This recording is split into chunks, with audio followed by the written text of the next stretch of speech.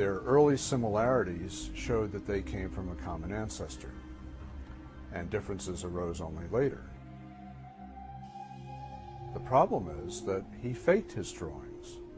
The early vertebrate embryos don't really look that similar at all.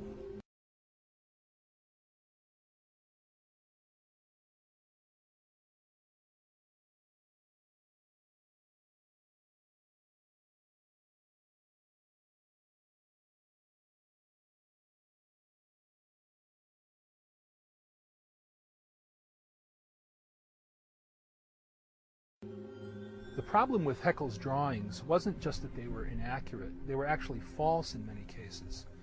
But the real damage was done when these drawings entered into biology textbooks decades ago, and they've never really been taken out. If you open a high school biology text now, or even a college biology text, you'll find these drawings, although they may not refer to them as Haeckel's drawings, and in fact, they trace their ancestry directly to Haeckel.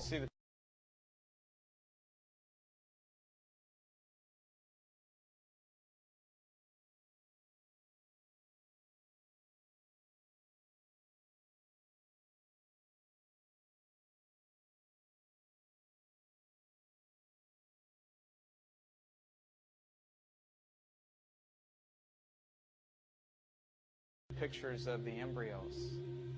And it's really damaged our understanding of development and our understanding of biology in general. It's clear that Haeckel may have fudged his drawings somewhat to look more like his ideal than they actually are. Now, does that actually take away from what we know about the relationship of embryology to evolution? Not a bit. The whole Haeckel's embryo story has been greatly blown out of significance. It is a minor footnote in the history of science, and actually it's been known for 10 or 15 years that Haeckel's embryos are not to be relied upon. The reason why the diagrams are reproduced is because they're easily available. There's no copyright on them. It's an easy way to illustrate a point. And I would argue that the basic point that's being illustrated by those drawings is still accurate.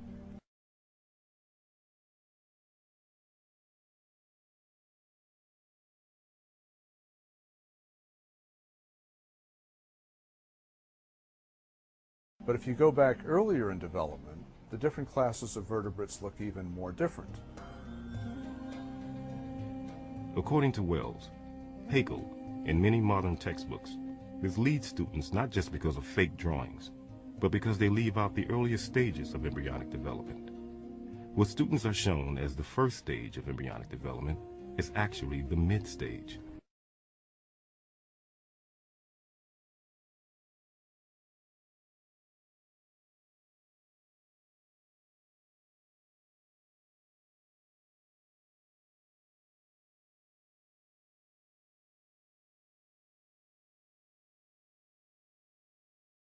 And very few textbooks show those earliest stages, and yet that's the whole point.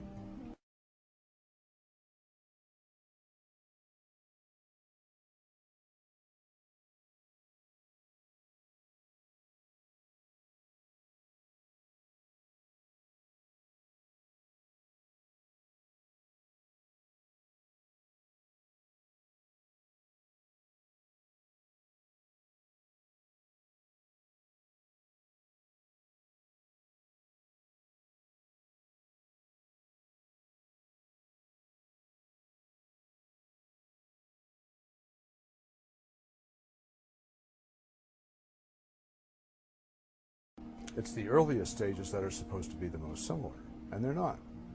Some textbooks actually use photographs of embryos, but they pick only that stage and those classes that happen to look most similar. And they omit the earlier stages, and they omit those classes that don't look similar. So that, to me, is picking the evidence very carefully to support the theory, and that's not good science.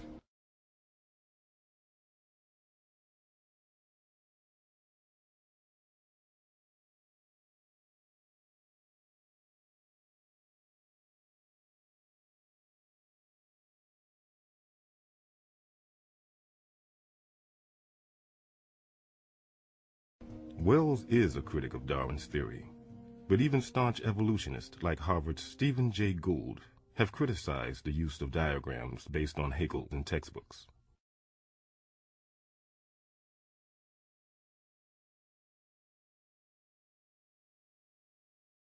Stephen Jay Gould wrote an article for Natural History saying that we need to let go of these drawings, that basically that they're not needed.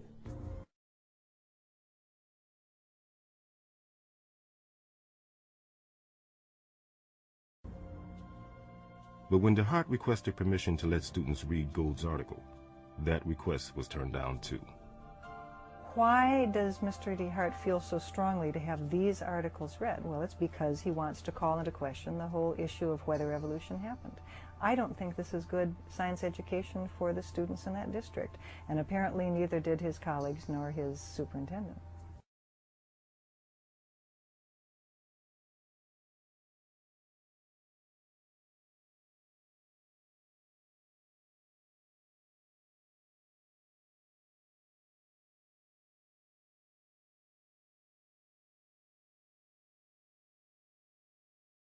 We have a science curriculum. We have a mainstream science theory called evolution. Our job is to teach the adopted curriculum, and that's what we follow.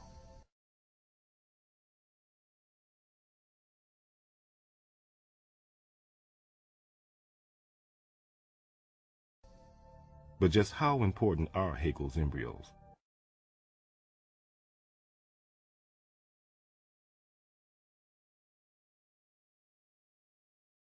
And does a single textbook mistake even matter?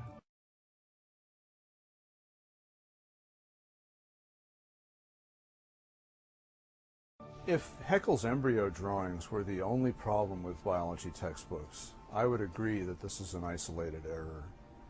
The problem is that it's not the only problem.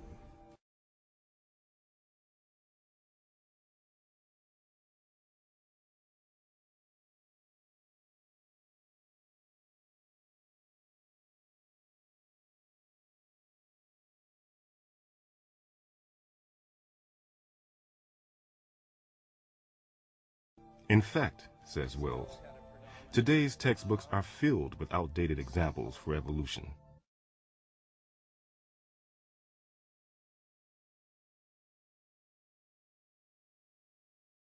Which many evolutionary biologists no longer consider good science. In a recent book, he calls these the icons of evolution.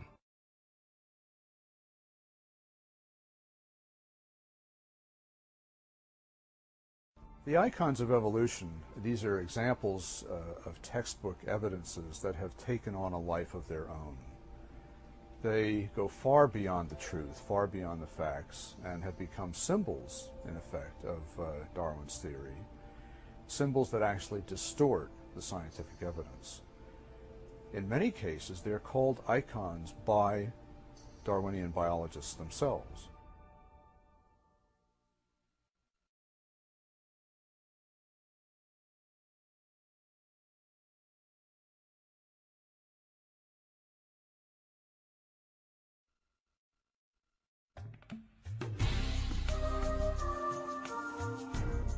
A second icon of evolution.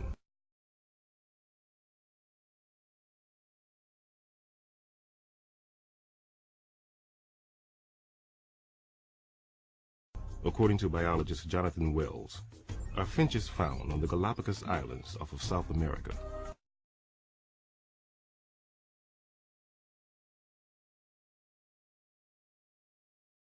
Islands Darwin visited in 1835 on the voyage of the HMS Beagle.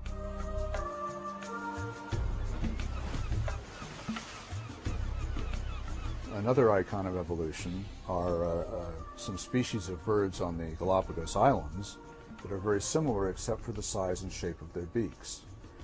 And it's thought, and it's quite possible, that they evolved from a common ancestor because of having to eat different foods on the different islands. In 1994, journalist Jonathan Weiner published The Beak of the Finch, a book about research into the Galapagos finches. It won the Pulitzer Prize. Weiner argued that the finches represent the best